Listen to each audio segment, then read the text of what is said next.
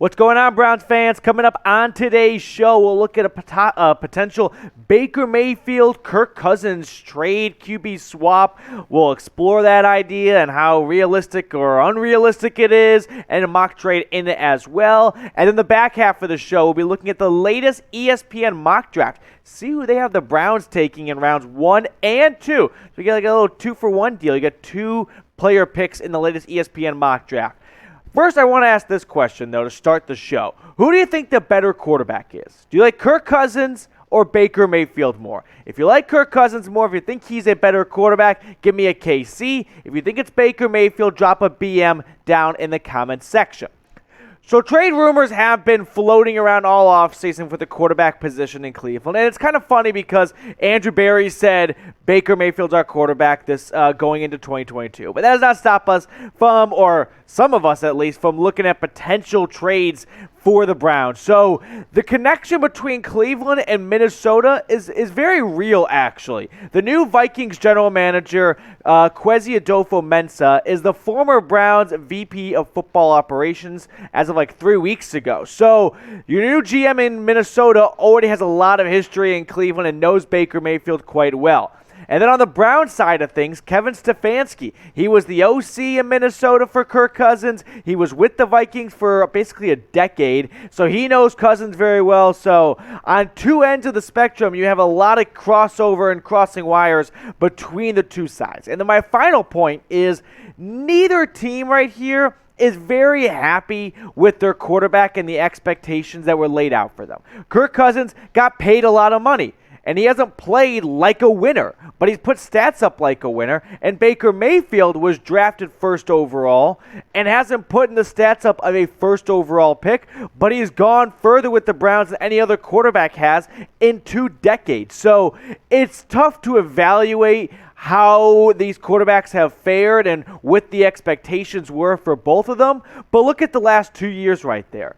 Pretty cut and dry. Kirk Cousins has been a better quarterback than Baker Mayfield. Kirk Cousins has also been in the league longer, so more experience and learned from his mistakes. Baker Mayfield still just learning as a pro, has 4 years under his belt, so you're not expecting to have rookie mistakes after 4 years. But he also had a horrible 2021 season, largely due to all the injuries he sustained. So it's not fair to compare them head to head, but I think you got at some point look at them head-to-head. And I don't think Cousins is as bad as we like to make fun of him and joke about him, because the biggest knock for Kirk Cousins has been he can't win the big games. He can't win in primetime. Well, he's quietly won a handful of primetime games. He actually even won a postseason game last year on the road in New Orleans.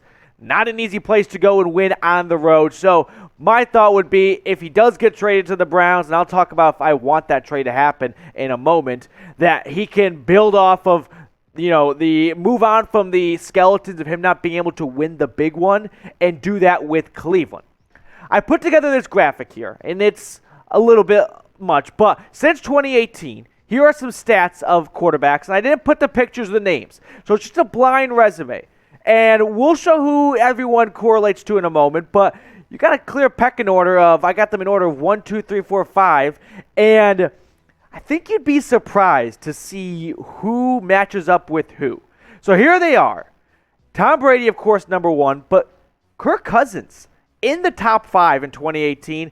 I didn't include Mahomes because that really wouldn't be fair to anyone, but I bet you didn't think Kirk Cousins would be there with Russell Wilson and Aaron Rodgers going head-to-head with them. He's got more yards than Russell Wilson, fewer touchdowns and interceptions, but he's right there with Rodgers and Wilson. And then you've got Mayfield in there. And I put his stats in because he's pretty far away from those guys. And you don't draft someone first overall to be pretty far away from top 5, top 6, top 7 in the NFL. And that's where a lot of this chatter comes from, is that you drafted Mayfield number 1 and you haven't gotten number 1 play. I'm not saying throw in the towel on Baker Mayfield. In fact, I actually am not giving up on Baker. But let me know where you stand on this. What's your confidence level in Baker as QB1 for the Browns? Scale for me 1 to 100. 1 being zippity-doo-dah, not a single bit of confidence in him, all the way to 100 being, yeah, I love this guy. He is the quarterback for the future. Do not give up on him. Let me know what you think on a scale of 1 to 100. Also, while you're down there commenting below with your scale and your confidence level, make sure you hit that big red button and subscribe because we are so close to 5,000 subscribers. Appreciate all of you guys who have already subscribed, but we are less than 200 away. So if you haven't joined the channel already, do so by hitting that big red subscribe button right below the video. Personally, I'm still on Team Baker for 2022. And you can throw tomatoes at me, and I myself, don't sleep great being on Team Baker because you look to the stats right there comparing to the other group, and he's not even close to them. But I do think building around Baker for 2022 by drafting a wide receiver in the first round, making it a point of emphasis in free agency, set yourself up best because, let's face it, drafting a quarterback this year, not a good route, and trading a bunch for a quarterback, well, I'm not opposed to that idea. I just don't know if trading a bunch of assets for a good quarterback is going to bring you success. Whereas Baker Mayfield, we have seen success. He has gotten the Browns to the postseason and won on the road and went toe-to-toe with Patrick Mahomes and was just one less first down away from freaking Matt Moore, whoever was back up that year in Kansas City, from going to the AFC Championship game potentially. So that's why I'm just not ready to move on from Baker just yet. If a trade does happen, though, between the Browns and the Vikings, and they do swap QBs, almost like that show Wife Swap, this is what I think it could look like.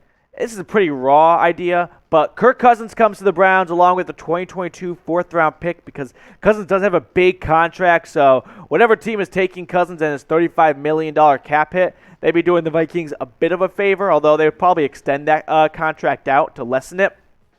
Vikings get Baker and 2 seconds. 2022 and 2023. The Vikings probably want a first-round pick for Kirk Cousins. I'm not going to give up a top-half first-round pick in the draft this year for Kirk Cousins, so you get 2 seconds instead. Probably fair. Let me know what you think if one of these teams wins the draft overall.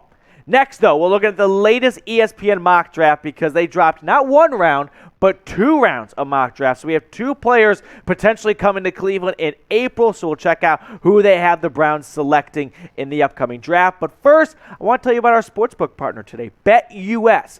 Head on over to chatsports.com/bet. Use the promo code Browns125 and get a 125% deposit bonus. What does that mean? Let's say you put $100 in. They're going to tack on an additional $125. So now you got $225 to play with. You can bet on the Super Bowl. Look at the odds already coming out for the Super Bowl. It'll be 6 days away. I cannot wait. Rams -4. Over-under set at 48.5. I kind of like the Bengals +4 and the under.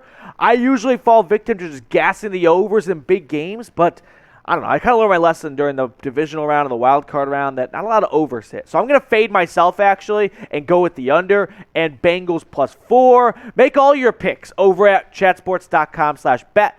Promo code Browns125. You got to use that link along with the promo code to get that 125% deposit bonus. Now, let's check out the latest ESPN mock draft, see who they have the Browns taking at the number 13 spot and in the second round. So drum roll, please, for number 13.